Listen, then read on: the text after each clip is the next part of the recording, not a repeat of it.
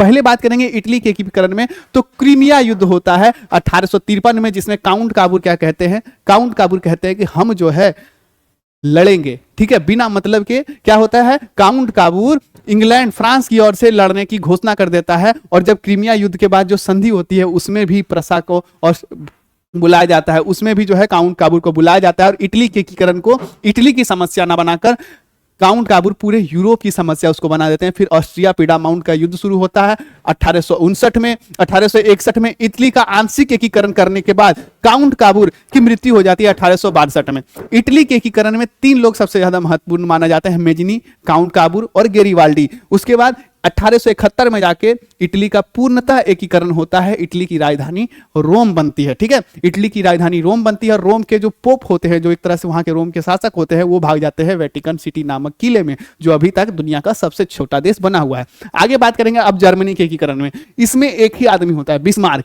ये क्या करता है, 1834 में जर्मनी के एकीकरण में सबसे पहले होता है एक व्यापारिक संगठन था जालवेरिन। बहुत बार क्वेश्चन आता है जालवेरिन क्या था, व्यापारियों का एक संगठन था, कब बना, 1834 में, इसलिए मैंने आपको यहां पे डाल दिया है कि जालवेरिन ये एक व्यापारिक संगठन है, ये पूरे जर्मनी में एकीकरण का बोल सकते हैं एक तरह से राष्ट्रवाद का प्रसार करती है। 1848 में फ्रैंकफर्ट संसद बनाने की कोशिश करते हैं बिस्मार्क, लेकिन ये असफल हो जाता है। क्या होती है, असफल हो जाती है। सबसे पहले 1866 में सेडोवा का युद्ध होता है, ऑस्ट्रिया से लड़ता है, यानी वो जो मैटरनिक युग चल रहा था, जिसका शासक जो ऑस्ट्रिया का शासक था, वो ऑस्ट्रिया से युद्ध करते हैं सबसे पहले बिस्मार्क, ठीक है। जर्मनी के एकीकरण में बिस्मार्क सबसे ज्यादा बाधा मानते हैं ऑस्ट्रिया और फ्रांस को, और कहते हैं रक्त एवं लौह की नीति, मारो काटो इन लोगों को, कुछ नहीं, बिना मार काट किए जर्मनी का एकीकरण संभव नहीं होगा। तो पहला मार काट होता है ऑस्ट्रिया से, 1866 में बिस्मार्क लड़ते हैं। फिर उसके बाद 1870 में सेडोन की लड़ाई होती है, जिसमें फ्रांस की हार होती है। पहली लड़ाई में सेडोवा के युद्ध में ऑस्ट्रिया की हार, 1870 में सेडोन की हार।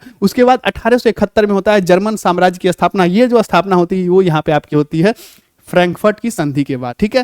फ्रांस से फ्रैंकफर्ट की संधि होती है 1871 में। इसमें क्या होता है, इसमें जो है जर्मनी का पूर्णतः एकीकरण होता है। फ्रांस से जो युद्ध होती है उसमें फ्रांस को भारी जुर्माना चुकाना होता है। तो ये सभी फ्रैंकफर्ट की संधि के अंतर्गत रखा जाता है, और इसमें कहा जाता है कि एक बड़े महाशक्ति का पतन और एक बड़े महाशक्ति का उदय होता है। बड़ा महाशक्ति फ्रांस, उसका पतन, और बड़े महाशक्ति जर्मनी, उसका उदय होता है फ्रैंकफर्ट की संधि के बाद, ठीक है। तो कौन सी लड़ाई के बाद बड़े महाशक्ति का पतन, बड़े महाशक्ति का उदय है, वो है सेडोन की लड़ाई। और किस संधि के बाद, तो क्या बोल सकते हैं आप, फ्रैंकफर्ट की संधि के बाद 1871 में जो हुई थी। यह है आपके पूरे चैप्टर 1 का डिटेल एक्सप्लेनेशन, आप इस तरह से देख सकते हैं। एक एक आपको ईस्वी, यहां से इस चैप्टर का सारा ईस्वी आप यहां से याद कर सकते हैं।